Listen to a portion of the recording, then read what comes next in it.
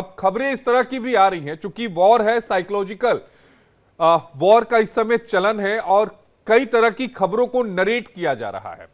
कई सारी जो अंतर्राष्ट्रीय पोर्टल हैं या न्यूज एजेंसियां हैं या फिर न्यूज चैनल्स हैं, वो ये कह रहे हैं कि ईरान की जो बैलिस्टिक मिसाइल है उन्होंने आयरन डोम को काफी हद तक फेल कर दिया। अब आप बताइए कि क्या ईरान का जो आयरन डोम है वो फेल हुआ है, पास हुआ है? आशीष देखिए, जय हिंद। पहले तो मैं आपको एक बात बताऊं, ये हर कोई भी जो इक्विपमेंट होता है, कोई भी इक्विपमेंट जो होता है उसकी लिमिटेशंस होती है।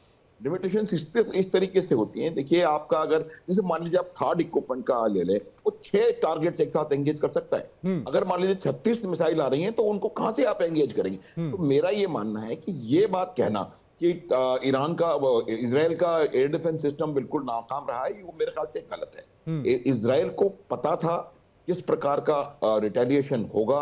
इजराइल को ईरान की जो एक एक डिटेल मालूम है, किस प्रकार की मिसाइल कितनी ईरान के पास हैं। कि ईरान के जो मिसाइल का जो जो जखीरा है, उसमें बहुत सारी मिसाइलें ऐसी हैं जिनकी रेंज 300, 200, 250, 500, पौने 700। वो मिसाइल कहां से पहुंचेंगे इजराइल? मेरा ये मानना है कि जब इजराइल ने इतना बड़ा हमला किया था, जो उनका उद्देश्य था वो बिल्कुल क्लियर था, और जितने भी रिटेलिएशंस हो सकते थे उन सबको वॉर गेम करके इजराइल ने रखा था, और उनके लिए उनके पास तैयारी थी।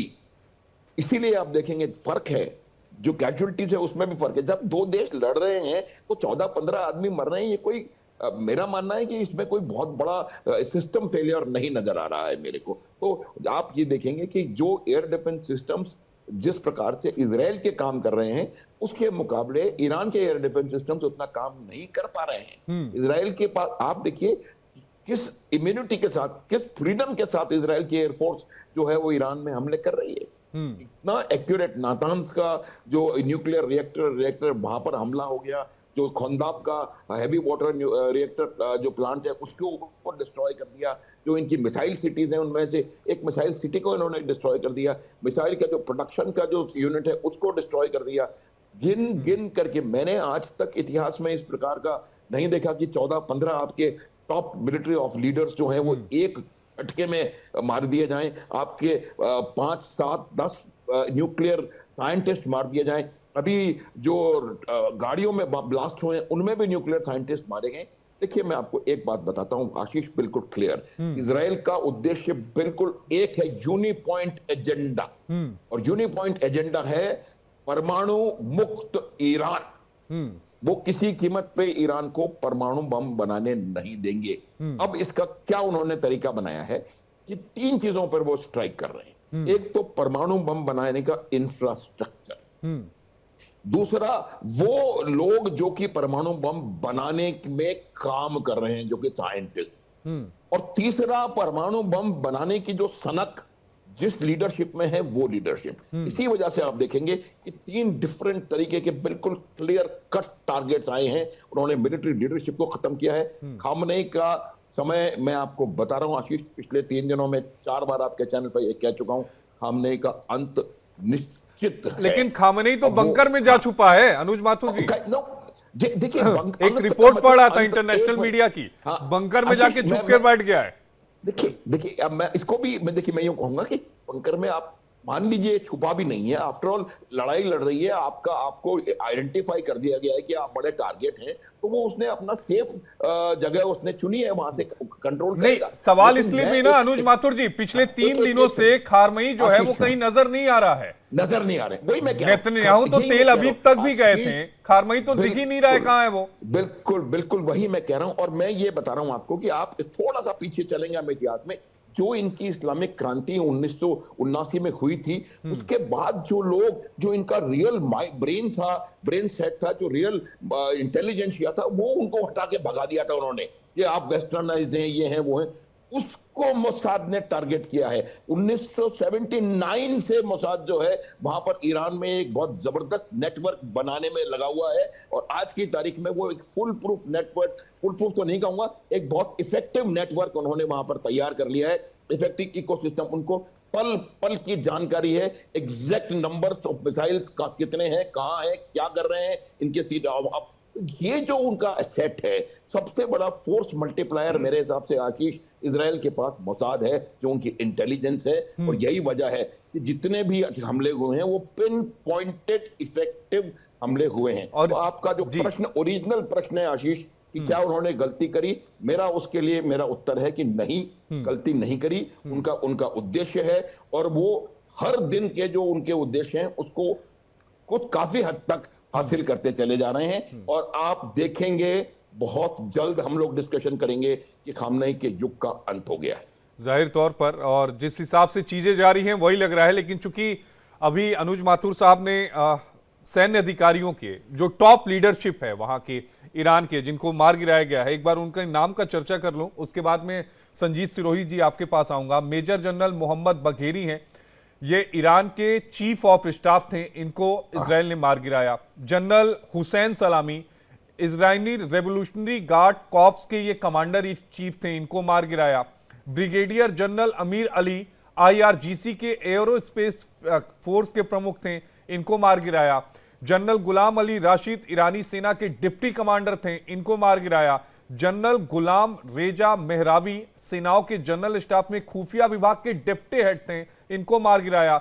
जनरल मेहंदी रब्बानी सशस्त्र बलों के जनरल स्टाफ में ऑपरेशन डिपार्टमेंट के डिप्टी हेड थे, इनको मार गिराया। और मोहम्मद काजमी आरजीसी के खुफिया संगठन के चीफ थे, इनको मार गिराया। ये वो तमाम बड़े नाम हैं जो किसी भी देश के लिए सर्वोच्च पदों पर बैठे होते हैं, खासकर जब इस तरह की वॉर की सिचुएशन आती है या देश की सुरक्षा की बात आती है।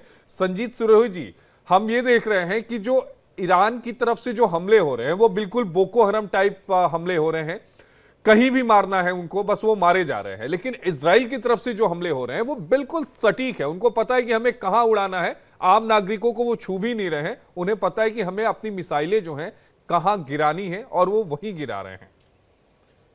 आशीष जी, मैं जनरल साहब ने जो बोला है उनसे पूरा सहमत हूँ कि इजराइल का जो उनके पास जो मेन उनका जो यूएसपी है वो उनका जो है इंटेलिजेंस सिस्टम है।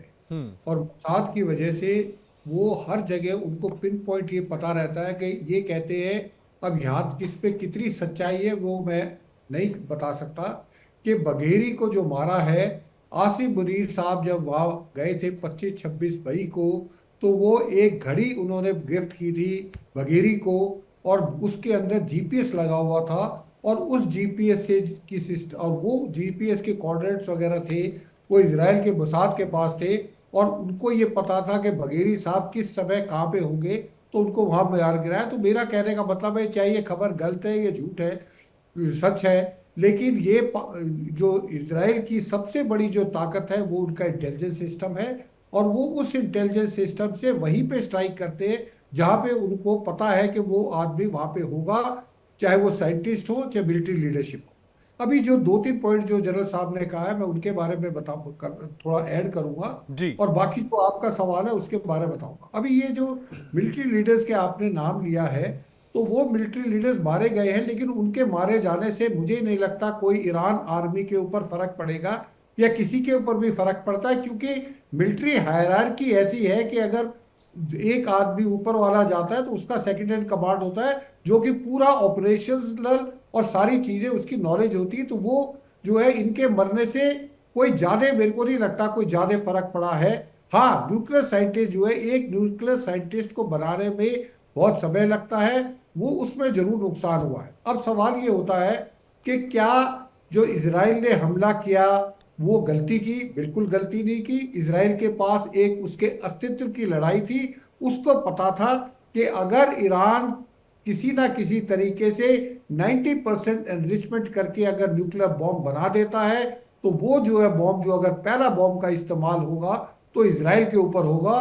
और इजराइल का अपना साइज को देखते हुए, अपनी पॉपुलेशन को देखते हुए और अपने आर्म फोर्सेस की संख्या को देखते हुए 4-5 जो है न्यूक्लियर बॉम्ब ही काफी रहते इजराइल को खत्म करने के लिए। तो ये इजराइल ने गलती नहीं करी, इजराइल के टाइमिंग बिल्कुल ठीक थे।